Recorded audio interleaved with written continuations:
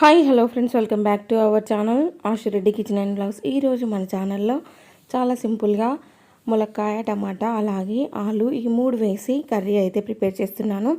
చాలా బాగుంటుంది. టేస్ట్ అయితే మీరు కూడా ట్రై చేయండి. ప్రాసెస్ అయితే సింపుల్గా ఉంటుంది. నచ్చితే ట్రై చేసి కామెంట్ బాక్స్లో కామెంట్ చేయండి. అలాగే మన ఛానల్ ఎవరైనా ఫస్ట్ టైం చూస్తే కనుక ప్లీజ్ సబ్స్క్రైబ్ చేసుకోండి. ప్రాసెస్ అయితే చూసేద్దాం. ఫస్ట్ అయితే కడాయి పెట్టుకొని అందులో కొంచెం ఆయిల్, జీలకర్ర, ఆవాలు, పచ్చిమిర్చి, ఆనియన్స్ ఇవన్నీ వేసుకొని అయితే ఫ్రై చేసుకోవాలి. ఆనియన్స్ తొందరగా ఫ్రై అవ్వడానికి కోసం నేనైతే సాల్ట్ వేసి అన్నీ కూడా ఫ్రై చేసుకుంటున్నాను. ఇలా మంచిగా ఫ్రై అయిన తర్వాత కొంచెం కరివేపాకు కూడా యాడ్ చేసుకొని ఇదంతా కూడా ఫ్రై అయ్యే విధంగా ఫ్రై చేసుకుంటున్నాను.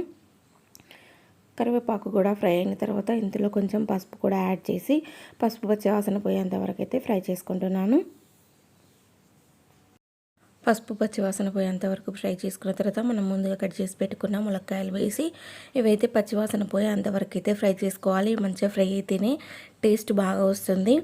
ఇలా ఒక 2 నిమిషాలు అయితే మగ్గించుకోవాలి. చూసారా, ఇలా మొత్తం మగ్గిన తర్వాత ములక్కాయ ఎంత వేస్తే అంత టేస్ట్ వస్తుంది ఆయిల్లో. ఇంకా తర్వాత ఆలు అయితే వేస్తున్నాను. ఒక 3 చిన్న ఆలుగడ్డలు అయితే తీసుకున్నాను. అవి కూడా చిన్న చిన్న కట్ చేసుకొని ఇవైతే వేసుకొని ఇవి కూడా మంచిగా ఫ్రై అయ్యేంత వరకు అయితే ఫ్రై చేసుకోవాలి. ఇవి కూడా 2 నిమిషాలు అయితే మగ్గించుకుందాము. ఎంత మంచిగా ఆయిల్లో ఫ్రై అవుతాయో అంత మంచి టేస్ట్ వస్తుంది.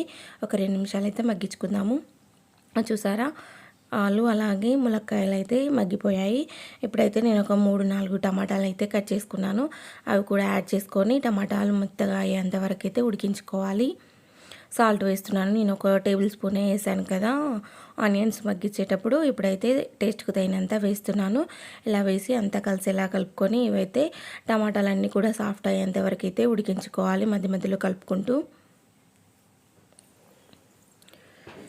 చూసారా, ఇలా మధ్య మధ్యలో కలుపుకుంటూ టమాటాలన్నీ కూడా ఉడికేంతవరకు అయితే ఉడికించుకోవాలి. కొంచెం వాటర్ యాడ్ చేసుకోండి. ఇలా గ్రేవీ కోసం వాటర్ యాడ్ చేసుకుంటే ఇలా గ్రేవీ వస్తుంది. ఇలా మంచిగా టమాటాలు కూడా ఉడికిన తర్వాత తగినంత కారం అలాగే కొంచెం ఒక టేబుల్ స్పూన్ ధనియా పౌడర్ వేసి కొత్తిమీర కూడా యాడ్ చేసుకొని మళ్ళీ ఒక 2 నిమిషాలు అయితే ఉడికించుకోవాలి. చూసారా, ఫైనల్గా మన ములక్కాయ టమాటా ఆలు కర్రీ అయితే రెడీ అయిపోయింది. చాలా బాగుంటుంది టేస్ట్ అయితే. సర్వింగ్ బౌల్లో సర్వ్ చేసుకుందాము. చూసారా, చాలా సింపుల్ అండి, సూపర్ టేస్ట్ ఉంటుంది. ములక్కాయలు జ్యూసీగా సూపర్ టేస్ట్ ఉంటాయి. నచ్చితే ట్రై చేయండి. చూసారా ఎంత బాగుందో. ఓకే ఫ్రెండ్స్, వీడియో నచ్చితే తప్పకుండా లైక్ చేసి షేర్ చేసి కామెంట్ చేయండి.